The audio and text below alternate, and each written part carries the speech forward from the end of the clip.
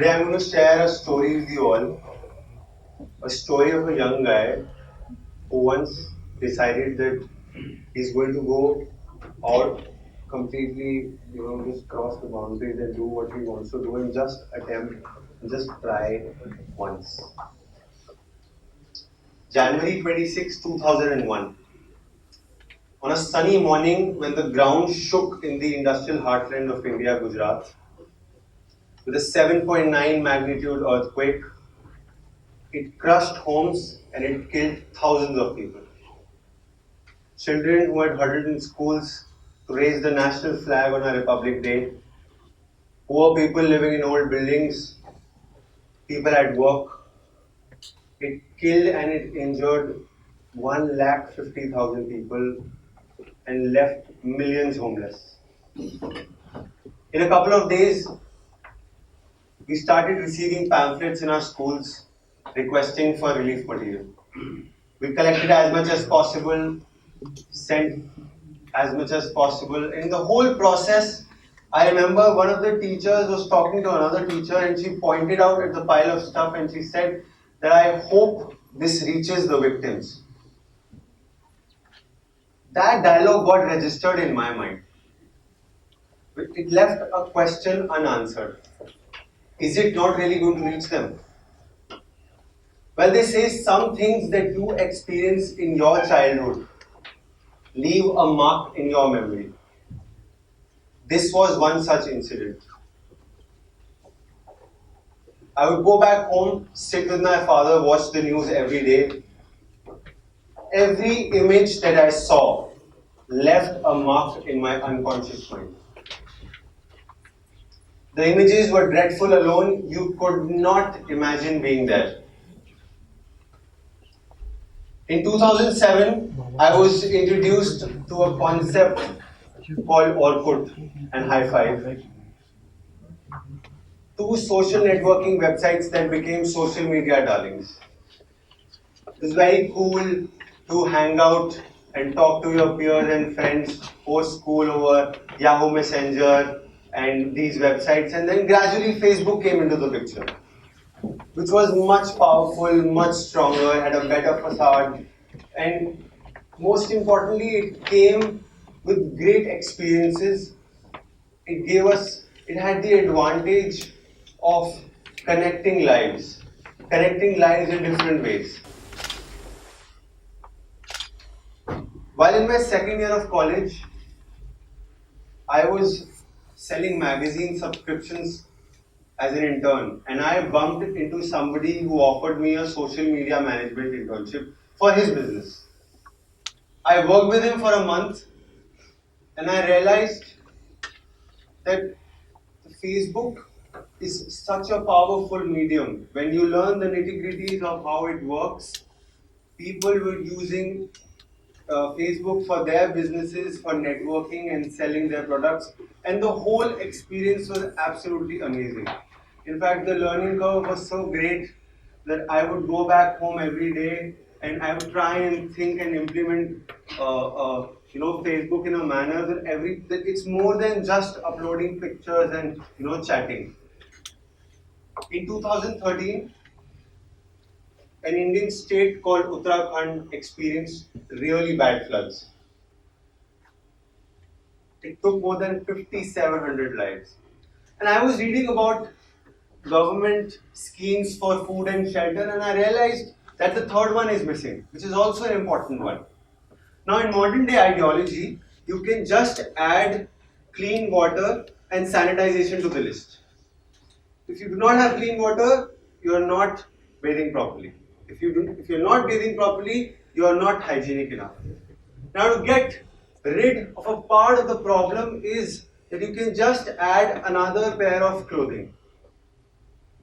It's a very, it solves a percentage of the problem. Now, being a young guy, I really wanted to do this. I really wanted to bring a change. As a young person, I believe that you cannot put the entire onus on the government for not having a scheme like this. But I did not know how to do it. While at my internship, I realized that Facebook is a medium where you can actually share your ideas and connect across the world. Guys, my moment of epiphany came when I connected the dots of my past learning and my experiences. And I realized that social media is a very, very powerful tool. I run a non-profit organization called Clothes Box Foundation, which we've been doing for the last 4 years. And Clothes Box collects clothes that have outgrown their usefulness from their owners, and it further donates to the less fortunate. It collects all the clothes. We've been doing collections from 12,000 pin codes across India. We do home pickups, and there's a lot of detail to it. But I realized, most importantly, being a young guy, that let's use Facebook for more than just interacting with your peers. It's a medium where you can connect the haves with the have-nots. It's such a powerful tool.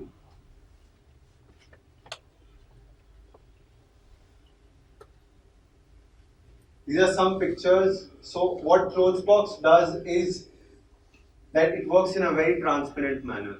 Every beneficiary is photographed and the picture is uploaded on the Facebook page so that the donor knows how exactly the resource is being used. I wanted to bring in this transparency because I never really forgot what my teacher said. Is it not really going to reach them? In the past 1400 days of my life, we worked across the nation. We started off from doing 12 clothes a month. That's actually 3 months of collection back when we started. Today we are doing 25,000 clothes a month. That's just half an hour's collection, by the way. This is a picture from last week.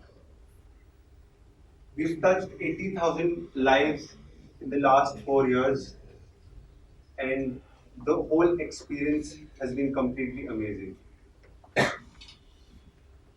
Facebook's unique tagging ability allows us to create a link to a person's profile, and that link usually gets added in the newsfeed of other people, and then it spreads it's like a spider web-like format. It creates a ripple effect.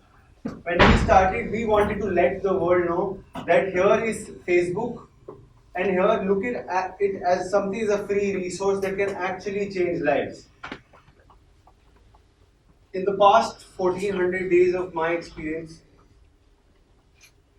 I have had experiences where I have grown mentally. There have been experiences with humbleness and gratitude, happiness and sadness. In one of the poorest areas in our country, a woman shares the only sari she has with another woman, while the other just wraps a piece of cloth around her body. Not only emotions, but I've also realized that our work has united religions in a country like ours.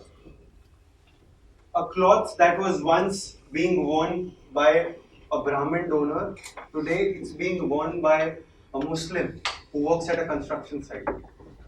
Well, poverty clearly has no religion. The only religion poverty has is food, shelter, and clothing. Today, I stand in front of you as a person who created something that was not there in the industry for a very long time. It was probably for us to do and what we had to do. As we move out of our college and we step out in the real world, this is for all the youngsters who are sitting here in the first, second, and third year of their college. We're either into some sort of family problems, relationship problems, and we all have a spark inside us. A spark that usually gets faded away. Spark to do something for the society. By the time we reach our 60s, we realize that it's too late. We either have a physical ailment by then, we have health issues, we have somebody to look after, and we realize that it's too late. And I've seen this experience, and I'm saying this because I've seen this in my family. And I've seen this around when I was, when I was in my 20s, 25, 24. And my learning curve has been such that when we're in our 60s, we started blaming on the next generation, saying that we were too busy settling you, so we could not do what we wanted to do. It's like a cabbage. You keep removing those layers and you never know how soon it will finish. All I'm trying to say is go find that spark. Just all you have to do is just open the windows of your mind. Today I stand in front of you as a person who started off thinking, then let's try. I made a choice. Guys, sometimes we make choices and sometimes choices make us. And I stand here in front of you again as a person who just decided that he wants to try. Thank you.